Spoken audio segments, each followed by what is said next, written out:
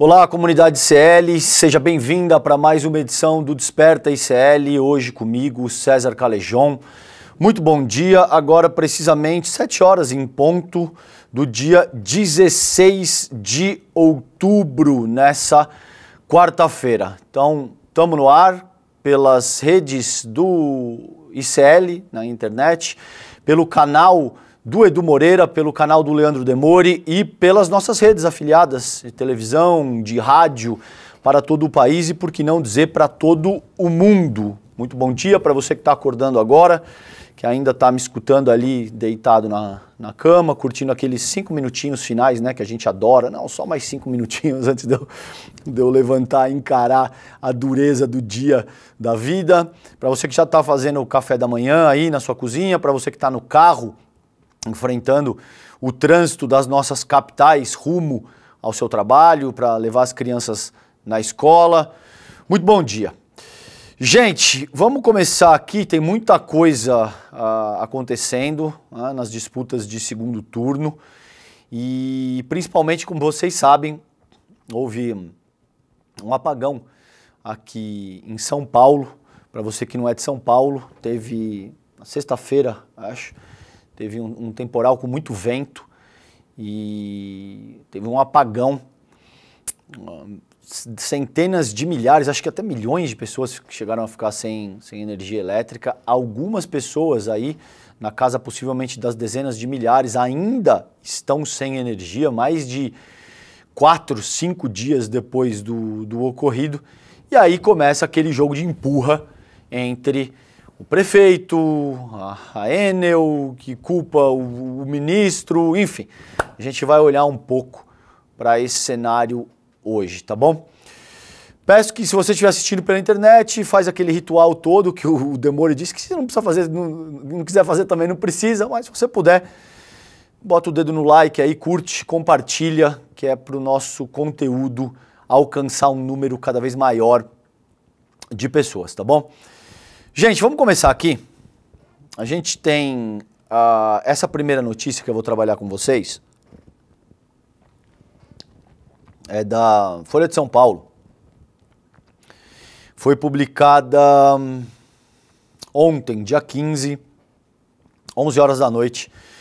Apagão em São Paulo monopoliza campanhas, muda rumos e acirra embate entre Nunes e Boulos, que aqui em São Paulo são os dois candidatos que estão no segundo turno.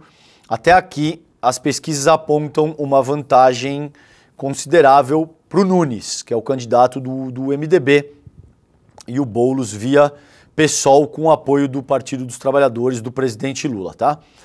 Então, além de troca de acusações, crise afeta a propaganda eleitoral e agendas de rivais e motiva novas promessas de deputado na tentativa de reverter desvantagem. O deputado é o Boulos, tá?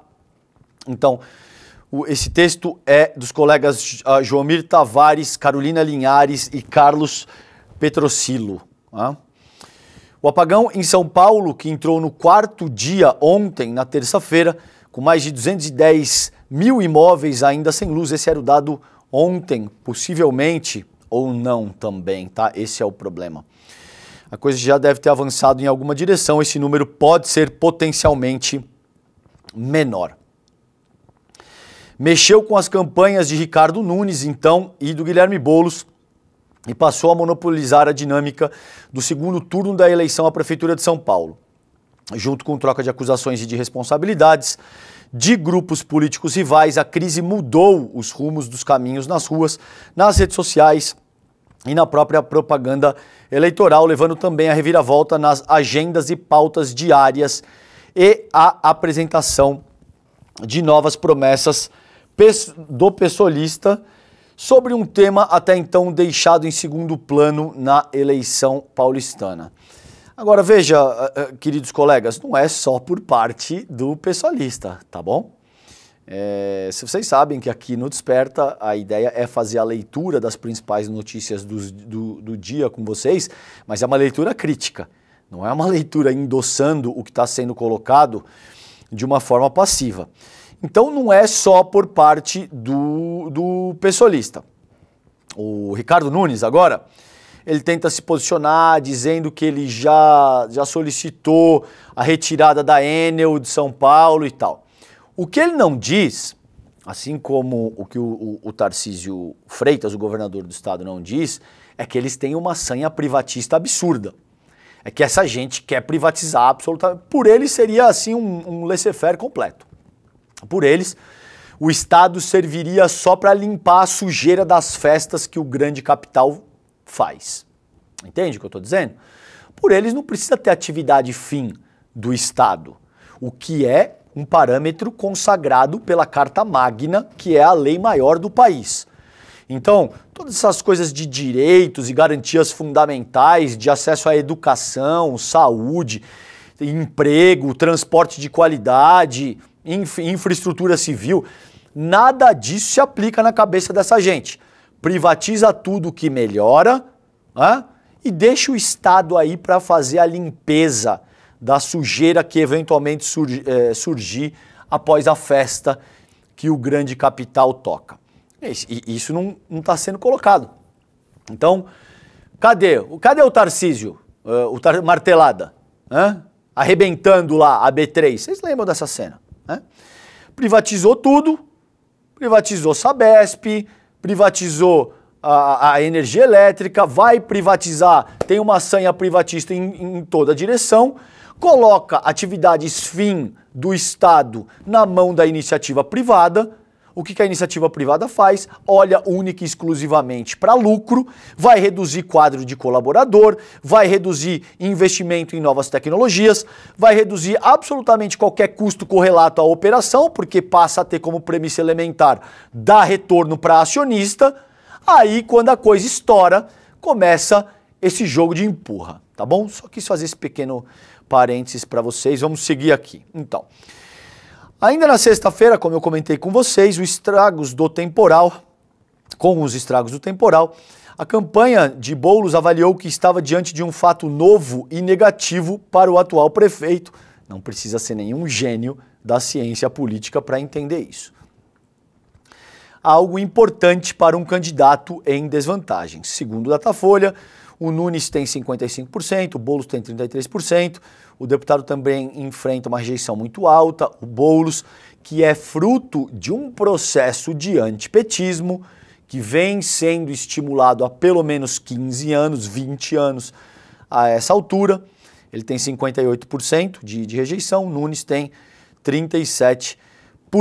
O apagão foi o principal assunto do debate da Band, que aconteceu antes de ontem, antes de ontem, segunda-feira, foi o primeiro confronto entre ambos no segundo turno e houve sim essa dinâmica de abordar o apagão como o centro do embate, tá? Mas teve, a gente vai falar um pouco disso também,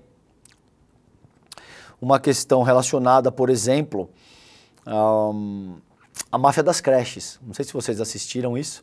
Durante o debate da Band, o Nunes fica muito nervoso. O Boulos diz, você vai abrir o teu sigilo bancário? Justo você é um cara que fala de transparência. E essas palavras são minhas, mas o conteúdo final é isso que eu estou trabalhando com vocês aqui. O Boulos diz, você é um cara que fala muito de retidão, de transparência. Vamos fazer o seguinte... Abra o teu sigilo bancário e eu abro o meu, já que tem toda essa questão de que a esquerda é corrupta, de que o Boulos não trabalha, enfim. Abra o teu sigilo bancário, ele disse para o Nunes que eu abro o meu. E aí o Nunes fica todo nervoso, se atrapalha, derruba o papel no chão, começa a gaguejar.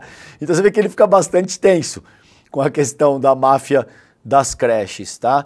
Tem dois temas que são hipersensíveis para o Ricardo Nunes, que é a questão do boletim de ocorrência que a mulher dele registrou contra ele por agressão e violência doméstica e essa questão da máfia das creches, tá? Ele fica bem perdido com essas duas coisas. Muito bem. Aí tem toda essa questão aí do apagão.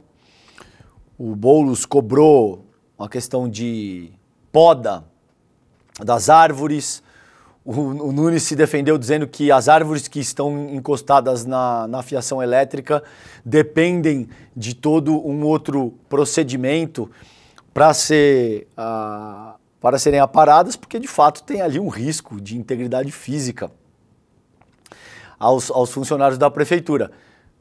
Prefeito, a gente entende isso, minimamente. Não somos o Tesla, mas a gente entende como é que a eletricidade funciona, viu, prefeito? Pode ficar tranquilo. Ninguém aqui é o Tesla, mas a gente entende como é que a eletricidade funciona minimamente, tá bom? O que está sendo proposto aqui, gênio da espécie, é que o senhor não fez a poda, aí por isso que as árvores encostam na fiação, né? As árvores não nascem encostadas na fiação, ok? Mas existe toda uma forma de governar que olha para partes muito específicas da cidade. Você pode ver que, via de regra, se você solicita poda, se você mora aqui na Vila Nova Conceição, nos Jardins, em Pinheiros, Moema, esses bairros assim que a gente sabe que mora a pequena e até a alta burguesia paulistana, isso aí no mesmo momento a prefeitura vem que você não pode espirrar, tá bom? Você espirrar na Vila Nova Conceição, aparece um funcionário da prefeitura te dando um paninho e falando saúde, né? Vai lá no Jardim Pantanal, vai lá no extremo sul da Zona Sul, vai lá no fundão da Zona Leste, você vai ver como é que essa coisa funciona. Procura solicitar a poda lá, que você vai ver o que acontece. Agora é óbvio, ô Nunes, esse é um processo de zeladoria e de manutenção, manejo arbóreo da cidade, que precisa ser feito os 4 anos, tá? De forma reiterada. Se você deixa para fazer isso há 6 meses da eleição, porque aí você vai botar asfalto, vai deixar tudo bonitinho ali no asfalto, né? Óbvio que você vai ter um problema, porque você não administrou a cidade durante 4 anos. Você deixou para tentar fazer isso, que de forma muito inepta, aliás, nos últimos 6 meses, porque tem todo um cunho eleitoral aí, tá? Uma prática eleitoreira. Bom, então, esse é o primeiro texto aí da Folha de São Paulo. Aí, o que acontece? Indo para o UOL, texto dos colegas Saulo Pereira Guimarães e Bruno Luiz, foi publicado ontem, 7h33 da noite. Prefeitos pedem intervenção na Enel e o Nunes chama ministro de vagabundo. Ê, que maravilha! Até... Cara, eu vou falar um negócio para vocês, olha. Economia da atenção é uma desgraça, sabia? Porque inviabiliza o debate genuíno através de diversionismo. E o que de fato importa some com esse tipo de estratégia. Então o que o senhor Nunes está fazendo é uma prática diversionista. Ele está criando um conflito porque ele não quer responder efetivamente o que importa. Né? É mais fácil chamar o ministro de vagabundo, falar que a culpa é do Lula, falar que o problema é do vento, sei lá, o que quer que seja. Mas não... Por que, Nunes, por que 156 não funciona, cara? Por que o canal que a prefeitura deveria conduzir para atender a população em situações como essa não funciona? Por que você deixou para fazer a poda das árvores quando já está tudo encostando em fiação elétrica? Hã? Foi trabalhar 2 meses antes da campanha, cara, querendo se reeleger, e agora vem meter o louco, dizendo que, não, o ministro é vagabundo. Assuma a sua responsabilidade, Ricardo Nunes. Ou seja, que ser prefeito é lacrar em rede social e fazer discursinho bonito, pousando para foto de coletinho, fazendo vizinho de vitória? Na tua cabeça é isso que é ser prefeito? Não quer assumir responsabilidade de absolutamente nada, tá? Então esse aqui é o texto do UOL, dos colegas, como eu coloquei. O governo Tarcísio de Freitas e os 17 prefeitos da região metropolitana de São Paulo enviaram ontem, na terça-feira, ao TCU uma carta na qual pedem intervenção na Enel. Nos últimos dias, chuva e vento deixaram mais de 2 milhões de pessoas sem luz na região. Ô Tarcísio, vai organizando um processo similar aí para a Sabesp, tá bom? Porque isso aí vai acontecer, o povo vai ficar sem água, vocês vão com o mesmo tipo de estratégia furada aí, de que a culpa não é de vocês, de que não faz o menor sentido ficar politizando a questão. Papinho mole para boi dormir. Como é que não vai politizar a questão? A gente vem alertando que esse negócio vai dar problema. Tem uma fala maravilhosa, busquem depois, do Edu Moreira, que ele fez, inclusive, acho que na Lesp, se eu não me engano, depois o Edu confirma no N1, acho que é na Lesp que ele faz essa fala, explicando exatamente o absurdo que é o contrato de privatização da Sabesp, assim como foi da Eletrobras e assim como foi de basicamente qualquer empresa que oferece atividade fundamental para a própria população. O Edu explicou isso de forma maravilhosa. É um problema contratado, cara. É um problema que todo mundo sabe que vai acontecer. Todo mundo sabe que você vai privatizar serviços fundamentais da população e depois o Estado vai ter que vir com o auxílio, vai ter que resgatar essas empresas, porque o que vai acontecer? Você acha que acionista italiano da Enel ou acionista da Fraport, por exemplo, o trabalho maravilhoso que o Demore trouxe pra gente, considerando como é que funciona o Salgado Filho no sul do país, o aeroporto, durante a enchente, você acha que essas pessoas estão... eles dão a mínima para a população brasileira? Ou você acha que depois que eles privatizaram o lucro, eles vão seguir investindo no que agora virou prejuízo? Ou eles vão dizer, olha, não, se vira, tá bom? Eu queria me interessar enquanto eu tinha lucro. Sim, mas isso está previsto por contrato. Não vou cobrir, não vou cumprir nada, me processe. E enquanto isso você vai fazer o quê? Vai deixar as pessoas sem aeroporto? Vai deixar as pessoas sem água? Vai deixar as pessoas sem luz elétrica? Como é que funciona a indústria nacional? Se o 3G Capital lá adotar o mesmo tipo de inconsistência contábil, é bonito esse termo, hein? Inconsistência contábil que eles adotaram nas práticas das americanas com a Eletrobras. Você acha que o governo federal vai poder simplesmente dizer, eu não tenho nada a ver com isso não, isso aí está privatizado, cara. Isso aí está privatizado, o problema é da empresa que comprou, tá dando problema, vai faltar luz, vai faltar água, não vai ter aeroporto, e não quero saber disso não. Isso aí está na mão da iniciativa privada. Existe a possibilidade disso acontecer? Ou existe a possibilidade dessas pessoas, desses grandes empresários, do grande capital, encher o bolso de dinheiro e na hora que a coisa precisar de investimento ou de qualquer tipo de medida de emergência, eles vão ter a faca e o queijo na mão para renegociar contrato, para dizer que não vão cumprir. Não precisa ser nenhum gênio da ciência política e do mundo dos negócios para entender o que está em jogo aí. Muito bem, aí tem o Tarcísio de Freitas e o senhor Nunes fazendo o mise-en-scène deles. Estamos indignados, não, a gente quer aí que pedir intervenção na Enel. Bom, então isso aí vai ter que ser aplicado para a Sabesp e para todas as outras empresas que vocês decidiram privatizar, tá bom?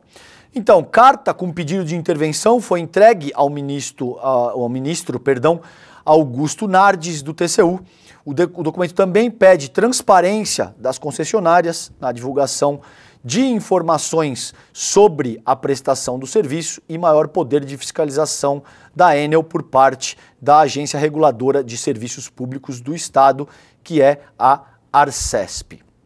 Atualmente, a fiscalização cabe principalmente à Agência Nacional de Energia Elétrica, que é a ANEEL, embora a Arcesp também tenha poder de fiscalizar concessionárias no Estado. Eu conversei com algumas pessoas entre ontem e hoje que me diziam o seguinte, que a gente precisa de um tipo de agência para regulamentar as agências nacionais. Por que isso acontece? Porque essas agências, gente, sobretudo no que diz respeito à energia elétrica, combustível fóssil, agronegócio, toda agência que regula empresas muito fortes economicamente está fortemente sujeita a ser cooptada pelo grande capital. E esse é o problema. E aí a agência passa a não regulamentar, não fiscalizar, não exercer a sua função, porque ela vira parte da estrutura capitalista que ela deveria regular. Então esse é um outro tema que eu quero trazer para o debate público, já colocando aqui com vocês, porque também é absolutamente fundamental. O Tarcísio voltou a pedir a extinção do contrato de concessão da Enel no Estado. Abre aspas para ele, a empresa já se mostrou incapaz de prestar serviço no Estado de São Paulo, né? Disse o governador, frisando que a situação já passou do limite.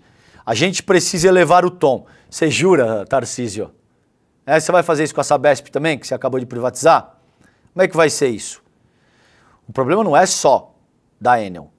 O problema se resume a toda a iniciativa privada. Porque, evidentemente, esse é um debate surrado, cansado. A iniciativa privada mira única e exclusivamente o lucro.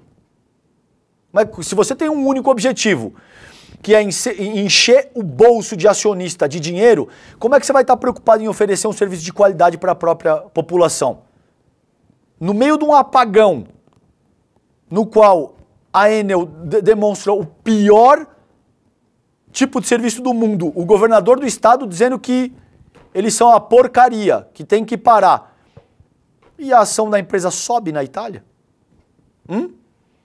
Você vê que isso também desmonta a falácia meritocrática do modelo capitalista que te diz, não, que se você vai bem, você sobe. Você precisa fazer um bom processo de administração, enquanto gestor, inclusive. Não, não é o caso. É só olhar aí que a ação dos caras subiram na Itália. Então você vê que não existe nenhuma correlação com a qualidade do serviço que é prestado e a forma como eventualmente a empresa é percebida no mercado de capital, porque o mercado de capital percebe essa empresa como mais ou menos valiosa com base na propriedade que ela tem de dar lucro para acionista, não com base na propriedade do serviço que ela oferece para a própria população. É simples assim. Tá? Eventualmente, a rescisão do contrato só pode ser determinada pela ANEEL e um processo que não é simples nem rápido. O governo federal não consegue mudar essas regras. A lei que instituiu a agência determina que é sua função cuidar da concessão. Caso ela seja encerrada, o contrato determina que o governo assuma os serviços para garantir sua continuidade e regularidade. Então, gente, cabe aqui dizer para vocês o seguinte, não cabe, é óbvio que existem serviços que podem ser desenvolvidos e podem ser muito bem desenvolvidos pela iniciativa privada. Não cabe criminalizar a iniciativa privada, que é absolutamente fundamental, inclusive para o próprio funcionamento da República. O meu ponto aqui com vocês é o seguinte, 2 pontos que eu quero salientar com vocês. O primeiro é que, de novo, e eu já disse isso exaustivamente no N1 de ontem, atividade fim do Estado e atividades estratégicas não podem jamais estar na mão da iniciativa privada. Você não pode terceirizar o deslocamento das nossas forças armadas e sistemas de defesa para um bilionário aloprado de extrema direita. Você não pode terceirizar para a iniciativa privada, você não pode privatizar questões sensíveis como energia elétrica, água, manutenção de questões sensíveis à infraestrutura civil, porque vai dar esse tipo de problema que a gente está vendo aí. Agora, seguramente, tem muita coisa que a iniciativa privada pode fazer e pode fazer bem. Como faz, inclusive. Esse é o primeiro ponto. O segundo ponto é que, sobretudo nesse começo do século XXI, a corrupção na seara privada, na iniciativa privada, é absolutamente tolerada como sendo, não, aí não é crime, porque se acontece entre entes privados, tudo bem, não está lesando o erário, não está lesando a coisa pública, não tem grandes problemas.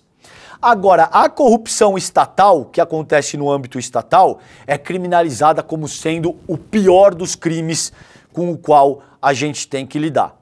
Né? E isso também não é verdade. É óbvio que todo tipo de corrupção é extremamente deletéria para o funcionamento do país, porque, por exemplo, o que acontece na iniciativa privada quase que invariavelmente se reflete no Estado. Quem tem que pagar são os contribuintes. Eu posso dar o exemplo das Americanas, que o Edu também fez uma leitura maravilhosa do que exatamente aconteceu ali. Você tinha ações das Americanas embutidas em carteiras de fundos de investimento e tal. Então, os caras dão um tombo de bilhões de reais, e quem paga a conta é quem tem dinheiro investido em fundo de DI. E você nem sabe, porque está lá investido. Em determinado momento você vai lá conversar com a sua gerente, o negócio caiu, você quer entender por quê. É esse tipo de coisa. Né? E aconteceu na seara privada. Veja como se reflete no âmbito maior de como é que o Estado funciona. A crise do subprime, em 2007. Mesma coisa, começa entre bancos privados e depois quem tem que resgatar? O governo comunista dos Estados Unidos que dá trilhões... Não, espera. Comunista dos Estados Unidos? Acho que não. Ainda assim, teve que injetar trilhões de dólares para deixar banco com a cabeça fora da água. Olha que loucura. Porque aí eles são muito grandes para quebrar. Tá bom? Agora experimenta você que tem um comércio pequenininho dizer, não, mas eu preciso de ajuda do Estado, não, você é comunista? Agora, para grande banco, o Estado é comunista, tá entendendo? Vamos lá. Aí, o que acontece? O senhor Ricardo Nunes, depois de não fazer absolutamente nada por mais de 2/3 do seu termo à frente da Prefeitura de São Paulo, disse que o ministro de Minas e Energia é um vagabundo. Porque ele sabe como é que funciona a economia da atenção, ele sabe que isso vai viralizar, ele sabe que as pessoas começam a estimular o conflito, dizendo, olha, esse prefeito é corajoso, chamou o ministro do Lula de vagabundo, que cara maravilhoso, e o cara dizendo isso no escuro. Isso aqui é impressionante. O cara não pode nem postar na internet porque a internet dele não está funcionando. Ele está sem luz em casa. Né? E aí ele, a notícia, mas é maravilhoso, chamou o outro de vagabundo. Você continua sem luz. E daqui a pouco vai estar sem água também. Abre aspas pro Ricardo Nunes. Esses vagabundos lá não estão fazendo nada. Perdão, gente, pelo deboche, mas eu vou te falar um negócio. Ei, Ricardo Nunes, vamos lá. Esses vagabundos lá não estão fazendo nada. Tanto a empresa quanto o ministério. E nós estamos aqui sofrendo. Ô, Ricardo Nunes, cheguei a ficar com dó de você agora, porque você é um cara tão batalhador que durante 4 anos trabalhou o manejo das árvores em São Paulo, a poda, lidou com a infraestrutura civil de uma maneira muito adequada, um cara esforçado, trabalhador e de fato ninguém colabora com você, né, Nunes? Olha, é triste a sua situação. Nunes e o ministro Alexandre Silveira têm trocado críticas sobre a responsabilidade pelo apagão. Silveira culpou a falta de poda de árvores, função da prefeitura, como uma das causas da queda de energia. Nardes afirmou que não há clima para a Enel permanecer em São Paulo. O ministro, que é relator de um processo que fiscaliza a ANEEL, pelo apagão de novembro do ano passado, ponderou, no entanto, que não cabe ao TCU e sim ao Ministério pedir intervenção na empresa. O governo federal pode ser penalizado pelo TCU se não tomar medidas contra a Enel. O Ministério Público, junto ao TCU, protocolou nesta terça-feira, ontem, uma representação que pede a extinção da concessão da Enel, caso sejam comprovadas irregularidades na sua atuação. Esse pedido foi feito pelo subprocurador-geral Lucas Rocha Furtado, tá? Então, 4 dias após o apagão, 4 dias. Gente, a gente está no século XXI. O pessoal tá falando de voo particular para a Lua, tá falando de colonizar Marte, tá falando de nanobot. A gente está falando de energia elétrica 4 dias na maior cidade do país. Ontem, até 5h30 da tarde, você tinha 158 mil clientes da Enel sem luz na Grande São Paulo. Falando de coisas muito sofisticadas, não. Energia elétrica. Agora, sabe o que acontece? Quando você tem uma redução de mais de 1/3 na tua força de trabalho, quando você enxuga gasto para dar lucro para acionista, e quando você quer operar no limite do limite daquilo que você deveria fazer, uma hora ou outra vai dar problema. Você tem um carro em casa, não tem? A analogia aqui, a metáfora é a seguinte: você não quer gastar com o carro. Aí você não troca o pneu, você não troca o óleo, você não faz a revisão de absolutamente nada, porque você quer continuar economizando, né? E aí chega um momento que seu carro estoura, no meio da estrada. Aí você vai falar que o problema é da estrada, que eventualmente pode ser. Pode ser que a estrada também não esteja boa. Via de regra, aliás, aqui a complexidade da questão que eu quero explorar, essas coisas são multifatoriais, né? Existem múltiplas frentes de responsabilidade que precisam ser averiguadas nessa ocasião. Mas seguramente essa postura do Nunes é absolutamente cretina e estapafúrdia, né? Sair com esse tipo de bravata, xingando os outros, como se a prefeitura não tivesse responsabilidade de absolutamente nada. Bom, então a gente não precisa de prefeito. Então não precisa de prefeitura. Não vai fazer nada? Não está disposto a assumir nenhum tipo de responsabilidade? Quando a coisa aperta, a culpa é sempre do outro? Bom, aí a coisa complica. 4 dias depois, centenas de milhares de pessoas ainda estavam na tarde de ontem. Vamos ver como é que esses dados saem hoje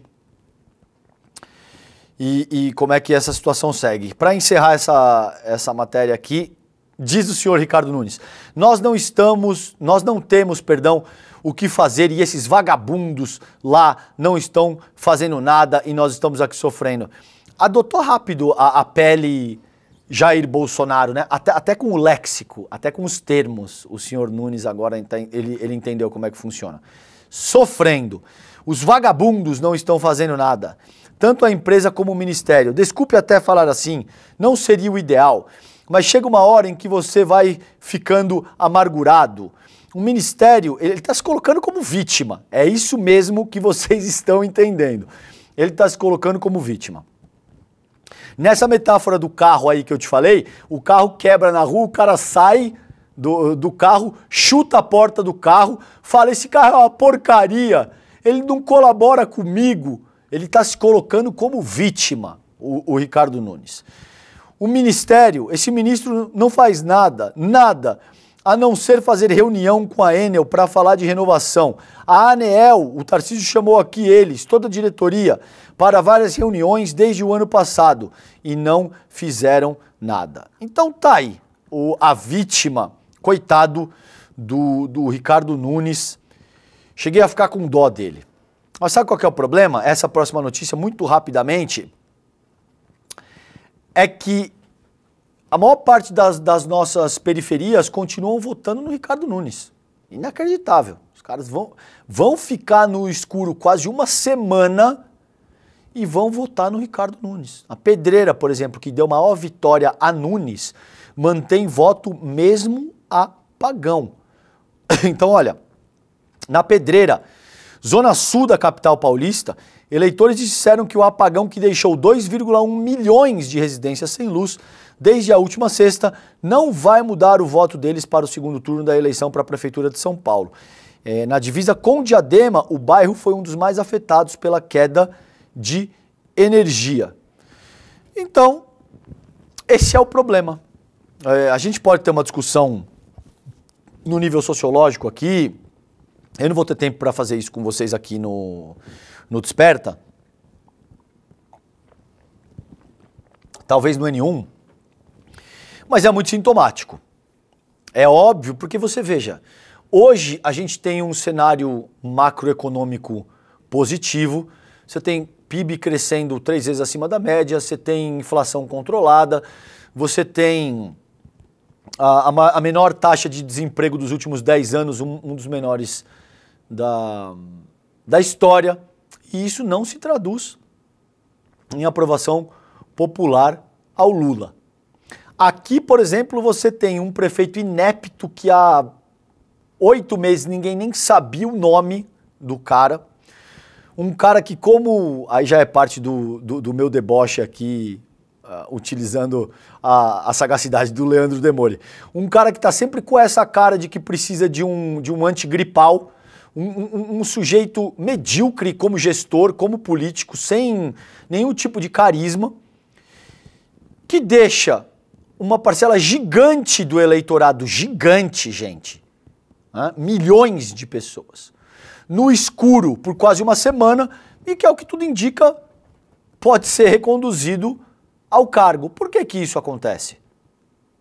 Não, tem que ler o pobre de direita do Gessé Souza, tem que entender como hoje o dogma religioso, o pânico moral exercem uma função tão central quanto a própria macroeconomia, ou como questões fundamentais como energia, água, esse tipo de coisa, na forma como a nossa população orienta seu voto.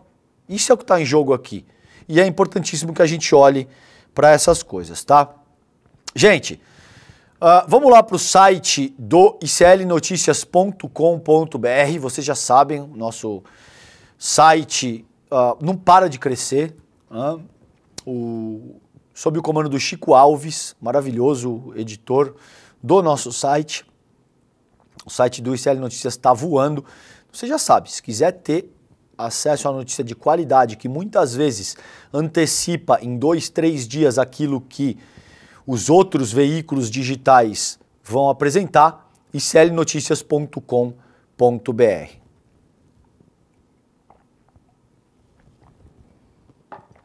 Aqui a gente tem PT frustra Lira e definição sobre apoio a sucessor deve ficar para depois do segundo turno. A bancada do PT na Câmara dos Deputados não deverá declarar apoio a nenhum candidato à sucessão de Lira na presidência da casa nesse momento. A tendência hoje é que nenhum anúncio seja feito antes do segundo turno das eleições municipais. A decisão frustra as expectativas do presidente da Câmara, da casa, que tem pressa para resolver a disputa e vinha declarando nos bastidores, esperar um desfecho para o tema. Então, tá aí, existia essa questão, os principais nomes até aqui ao longo dos últimos meses foram o Delmar Nascimento, do União, o Antônio Brito, do PSD, Marcos Pereira chegou a ser cogitado também, e mais recentemente está se falando muito do Hugo Mota, do Republicanos, tá? Então vamos ver como é que isso segue, mas por hora o PT diz que vai esperar para de fato indicar a sucessão do Lira. Isso é absolutamente importante no nosso debate também. Com frequência eu vou pautar esse tipo de coisa aqui no que diz respeito à sucessão da presidência da mesa diretora na Câmara dos Deputados, tá? Gente, ainda no iclnoticias.com.br, direita radicalizada avança e não se restringe a bolsonarismo, dizem especialistas. Esse texto é da colega Ana Gabriela Oliveira Lima, via Folha Press. Os setores mais radicais da direita e da extrema-direita no país seguem em expansão em conjuntura marcada pela disputa de diferentes atores políticos, avaliam especialistas ouvidos pela reportagem. Para eles, o contexto é dinâmico e favorável à rápida subida ou queda de personagens que, embora contestem o mesmo campo, apresentam características diferentes. O cenário se desenrola em quadro marcado pela inelegibilidade do ex-presidente Jair Bolsonaro e a ascensão de outros atores políticos como Pablo Marçal, do PRTB, que disputou o primeiro turno para a Prefeitura de São Paulo e ficou em terceiro lugar com 28,1% dos votos. Então, nesse contexto aí, as pessoas já começam a falar de bolsonarismo sem Bolsonaro, bolsonarismo 2.0 e tal. A questão aqui, gente, é que o Pablo Marçal, aqui com a campanha dele em São Paulo, rachou o movimento bolsonarista, né? Desde a ascensão do bolsonarismo, o bolsonarismo era um movimento sociopolítico que vinha se conduzindo com uma coesão, assim, monolítica, podemos dizer. né? Era um movimento que respondia a absolutamente tudo o que o Bolsonaro e a sua família propunham, sem nenhum tipo de contestação. Se esse cara dissesse, como ele efetivamente fez, que a vacina contra a Covid-19 dava AIDS, você tinha o bolsonarismo inteiro dizendo que a vacina contra a 19 da AIDS eu não vou me vacinar. Se ele usasse arroba para falar de negros, tudo bem, vamos usar arroba para falar de quilombolas, não tem o menor problema. Então assim, as coisas mais criminosas, mais sujas, mais nojentas, essas pessoas estavam dispostas a reproduzir sem nenhum tipo de contestação. Com o Pablo Marçal, pela primeira vez, o Bolsonaro diz, vocês devem votar no Ricardo Nunes. E as pessoas dizem, não, a gente adora o mito é o nosso mito messiânico e tal, mas nós vamos votar no Marçal. E o bolsonarismo começou a perceber que, não dá muito para contestar isso, porque significa que nós vamos desidratar, a gente vai estar perdendo apoio na nossa própria base. E aí tentou, de alguma forma, se equilibrar na corda bamba ali, considerando o Marçal como ator político. Agora, o que acontece aí? O Marçal tem alguns fatores que eu quero trazer para vocês nessa análise aqui sobre o racha na direita. O Marçal é uma figura muito unidimensional, assim como o próprio Bolsonaro. O Marçal é um cara que ele adota um tipo de expediente e, a despeito de falar em mindset, resiliência, ele é muito limitado.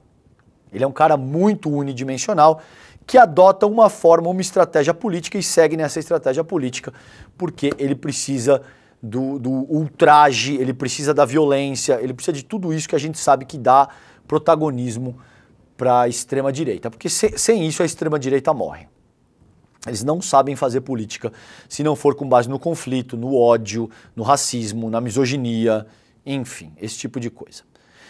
E o Marçal, se achando um gênio da política, começa a cometer erros importantes há 2, 3 meses da eleição. Ele compra a briga com o bolsonarismo, o que ele jamais deveria ter feito, pelo menos de uma forma tão aberta e direta. Ele chama o Datena para briga. O Datena estava na 4ª, 5ª colocação. Ele não devia nem estar olhando para o Datena. Ele devia estar focando única e exclusivamente em Boulos e Nunes. Ele chama o Datena, um cara que estava na 5ª colocação, para briga, toma uma cadeirada nas costas. Ao tomar a cadeirada nas costas, um cara que se vendia como um Superman que dá porrada em tubarão, monta todo um mise-en-scène no qual ele aparece com uma máscara de oxigênio e finge estar lutando pela própria vida.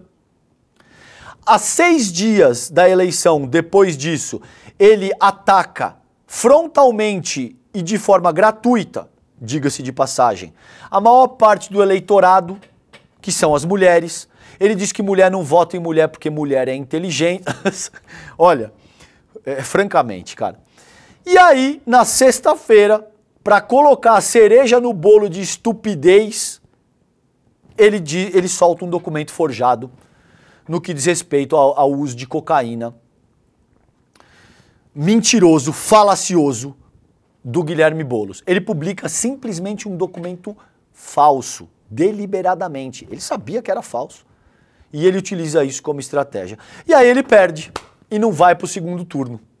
Ele consegue não ir para o segundo turno e aí isso abre uma janela de oportunidade gigante que, como eu vejo, o bolsonarismo vai aproveitar para tentar destruí-lo politicamente, porque entende que o Marçal representa um risco para a hegemonia do bolsonarismo frente como principal força da extrema-direita neofascista brasileira. Esse é um ponto central. O outro ponto central é a eleição estadunidense, que acontece daqui a 20 dias, 19 dias, se eu não me engano, 19, 20 dias. Se o Trump vence, aí isso muda consideravelmente as coisas novamente a favor do próprio bolsonarismo na figura do Jair Bolsonaro e da sua família. Porque aí a família Bolsonaro ganha um canal direto com Washington, com a Casa Branca. E aí, caso o Trump vença a eleição, seguramente isso vai dar todo um novo vigor, não só para o bolsonarismo, para a família Bolsonaro à frente da extrema-direita nacional, mas para todo tipo de movimento reacionário, nazifascista ao redor do mundo, tá bom? Vamos ver o que acontece aí. Gente, vamos lá. Eu tenho algumas coisas que eu não quero, nos últimos 15 minutos de programa aqui com vocês, algumas coisas que eu não quero deixar passar. Esse texto é da Folha. Clientes sem luz da Enel conseguem indenização por comida estragada e perda de paz de espírito. Em mais de 50 casos, justiça entendeu que reestabelecer energia em menos de 24 horas é humanamente impossível. Depende do lugar, cara justiça. Né? Você não vai deixar grandes mansões aqui no Jardins ou na Vila Nova Conceição sem energia por mais de 15 minutos, tá bom? Essas casas aqui tem um time da Enel exclusiva para elas. Agora, claro, se você vai mais para bairros mais periféricos ou até de classe média mesmo, aí de fato a coisa complica. O que eu quero dizer aqui para vocês? Busquem os seus direitos. Você perdeu alguma coisa? Ô William De Luca, o teu laptop queimou por conta do pico de energia? Processar esses caras. Né?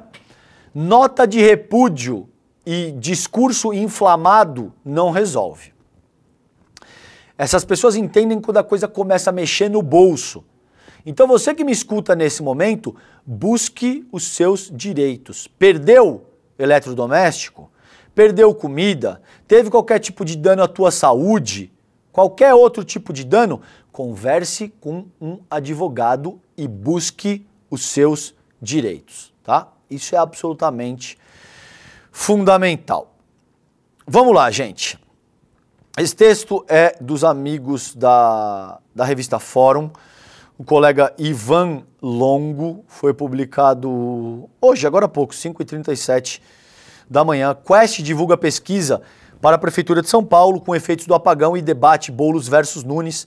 O novo levantamento, o primeiro do Instituto no segundo turno, mede qual o impacto na opinião pública da falta de luz na capital paulista e do primeiro encontro entre ambos aí no debate da Band, tá?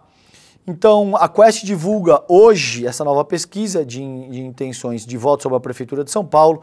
Trata-se do primeiro levantamento do Instituto e os pesquisadores realizaram entrevistas em toda a capital paulista entre o dia 13 e o dia 15, de outubro. Ou seja, a sondagem já deve trazer quais os impactos da opinião pública nesse apagão que atingiu São Paulo, tá? Como eu disse para vocês, vamos ficar de olho nessa Quest que deve sair, não sei se sai ainda, saindo agora de manhã, a gente deve trazer isso no N1. Caso não saia, a gente traz seguramente no N2 hoje com o nosso queridíssimo time do ICL Notícias, segunda edição, tá? O último levantamento, que foi do Datafolha, se eu não me engano aí, mostra o Nunes com 55%, o Boulos com 33%. Outras sondagens demonstraram uma diferença um pouco menor entre ambos, mas o Nunes com uma vantagem confortável na frente do Guilherme Boulos. Vamos ver se o debate na Band e se o apagão mexe nessa equação. Como eu já trouxe aqui para vocês, tomara que eu esteja errado. Eu estou inclinado a acreditar que não mexe de forma significativa nessa equação, porque tem vários outros fatores relativos a dogma religioso, a pânico moral e principalmente a antipetismo, que é estimulado de todos os lados a essa altura, o antipetismo. E o antipetismo é a principal força da extrema-direita a essa altura, tá? Então, infelizmente, você tem amplas parcelas das periferias de São Paulo, sobretudo do centro-leste ali e da Zona Sul, do extremo sul da Zona Sul também, que vai votar no Ricardo Nunes, tá bom? Gente, aí eu só separei esse, ainda no iclnoticias.com.br, eu separei isso aqui para vocês porque eu acho fundamental essa fala do Felipe Neto. Eu tive uma conversa muito boa com o Felipe Neto antes de ontem, não sei, fazendo tanta coisa que eu não lembro mais, mas nas últimas horas aí, ontem ou antes de ontem, tá publicado lá no meu perfil do Instagram. E aqui ele tem uma fala muito boa que quem resiste ao neofascismo não pode ser visto como o autor do ódio. Tem uma conversa marcada, o Felipe tem esse livro que está estourado, que é o sobre Como Enfrentar o Ódio, é o novo livro dele. Aqui, esse aqui. Né? Como Enfrentar o Ódio, esse é o livro do Felipe Neto. Vai ter uma conversa... produção, me confirma aqui no ponto, por favor. Eu acho que é amanhã essa conversa, dia 17, não é isso, Vitinho? É amanhã. Que horas que é, Vitinho, para eu já fazer esse serviço? O Vitinho está confirmando aqui pra gente. Se eu não me engano, isso tá marcado para 8 horas da noite ali. Amanhã, eu já vou dar certeza para vocês, tem essa conversa maravilhosa entre o Felipe Neto e o Edu Moreira para falar. É 8 horas da noite mesmo, amanhã então, dia 17 de outubro, 20 horas, tem essa conversa entre o Felipe Neto e o Eduardo Moreira para falar a respeito do livro, dessas novas estratégias. Amanhã também tem um evento maravilhoso aqui no ICL, que vai reunir figuras importantíssimas do nosso campo para discutir esse aí, já aproveitando aí então, debate exclusivo no ICL, o que a esquerda deve fazer para recuperar espaço perdido, com a moderação do Edu Moreira e esse time de craques aí debatendo a temática. Esse é um assunto absurdamente importante. Isso é hoje, perdão, gente, para não confundir, então, são duas coisas diferentes. Isso acontece hoje, quarta-feira, 20 horas, às 8 horas da noite de hoje, tem esse evento aí, o que a esquerda deve fazer para recuperar o espaço perdido, com a moderação do Edu Moreira e esse time de craques que vocês estão vendo aí na tela.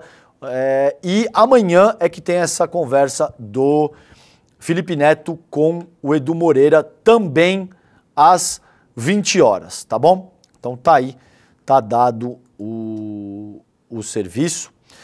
Gente, vamos para uma outra notícia aqui nesses 8 minutinhos finais. Tem algumas coisas que eu ainda quero trabalhar com vocês. Vou só passar por algumas coisas, porque eu acho que são muito importantes. Vamos para o blog da Andréa Sadi, da colega Andréa Sadi, no G1. PF prevê concluir no início de novembro o inquérito sobre Bolsonaro e tentativa de golpe. Na avaliação de policiais, novos elementos encontrados na investigação reforçam o envolvimento do ex-presidente na elaboração da minuta golpista. PGR aguarda a finalização do inquérito das milícias digitais para se pronunciar sobre caso das joias e do cartão de vacina. Alô, Paulo Gonet, vamos lá, sabe, porque cada hora estou esperando uma coisa. Uma discussão muito boa ontem, se eu não me engano, no N2, entre o Panunzio e o Guilherme Amado, no qual o Amado diz que não oferecer a denúncia durante o período eleitoral também é uma forma de interferência. E o Panunzio complementou dizendo que é uma omissão ativa. Você não está agindo, você também está interferindo. A justiça não pode ser pautada pelo ânimo político, apesar da gente saber que é. Mas cadê a denúncia, Gonet?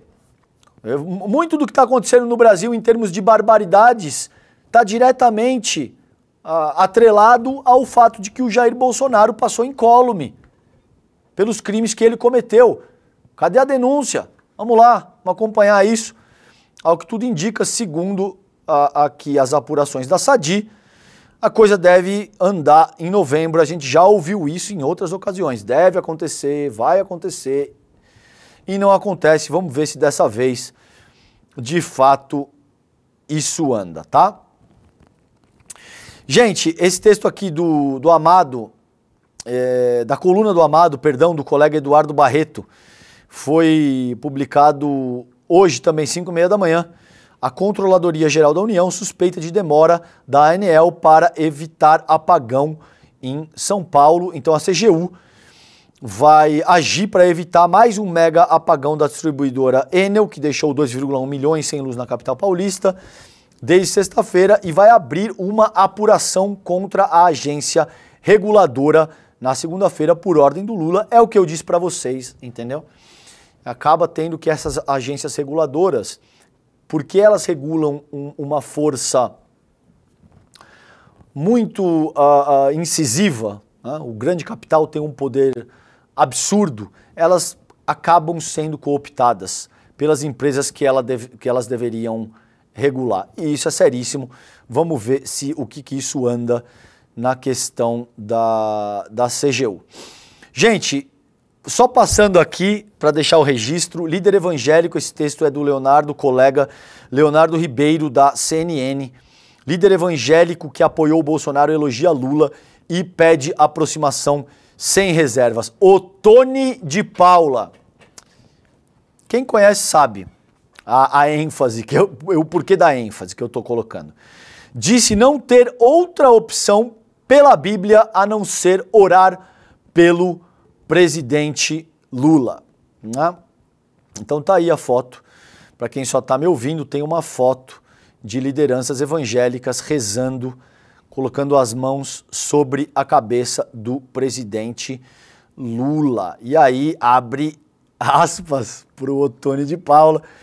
Senhor presidente, quis Deus que eu, que fui um dos mais combatentes defensores do antigo governo e seu crítico político, estivesse hoje aqui para representar a frente parlamentar evangélica.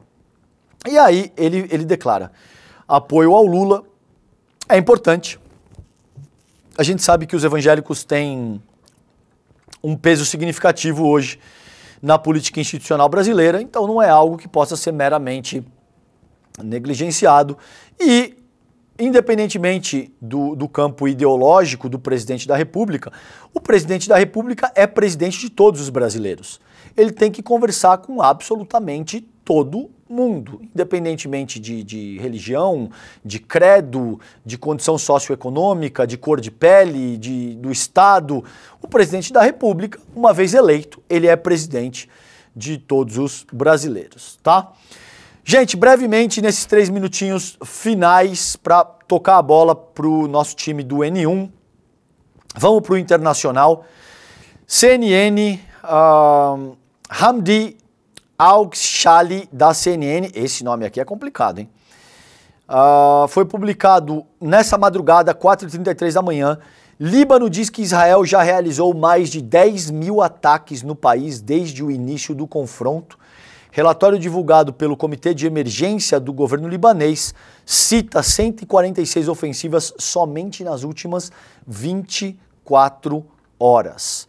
E pelo menos 41 pessoas foram mortas e 124 ficaram feridas em ataques israelenses no Líbano nessa terça-feira, tá bom? Ontem. Isso é só ontem. 41 pessoas mortas e 124 feridas somente ontem e de forma indiscriminada. Tanto como aconteceu em Gaza, como agora acontece no Líbano, Israel está matando tudo que se mexe no solo. Eu repito, Israel está aniquilando tudo o que se mexe em terra. Não importa, bebê, mulher grávida, criança, adulto, gato, cachorro, médico, jornalista, não importa. Forças de paz das Nações Unidas, tudo o que se mexe, Israel está aniquilando no Líbano, tá bom? Segundo dizem autoridades libanesas, né? Porque agora não pode mais se esconder atrás do são os terroristas do Hamas que estão dizendo, tá bom? Enquanto um relatório do governo informou que o número total de ataques no país já ultrapassou os 10 mil. Né? Então, tá aí, a gente tem dados, 146 ataques tiveram como alvo principal as regiões do sul e de Nabateé. Dos 1.067 centros estabelecidos para abrigar pessoas deslocadas, 881 estavam agora com capacidade máxima.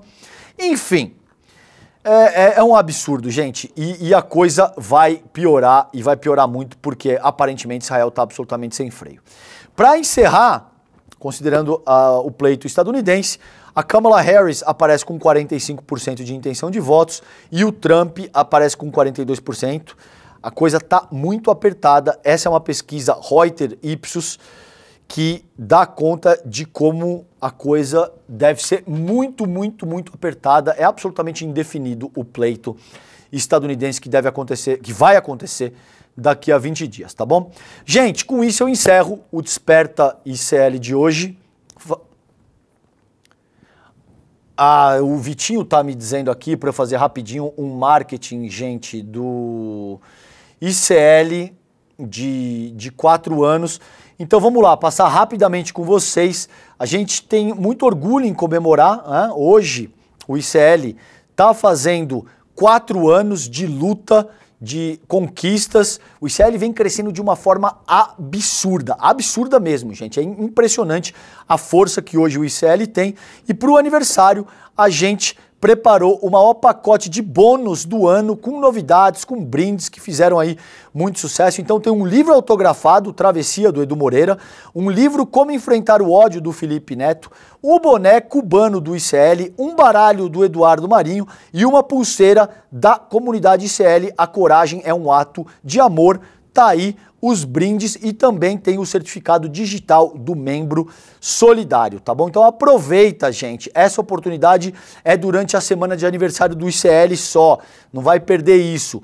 Hoje, às 20 horas, ainda tem o nosso super debate, como eu já chamei para vocês, o que a esquerda precisa fazer para recuperar o espaço perdido, tá bom?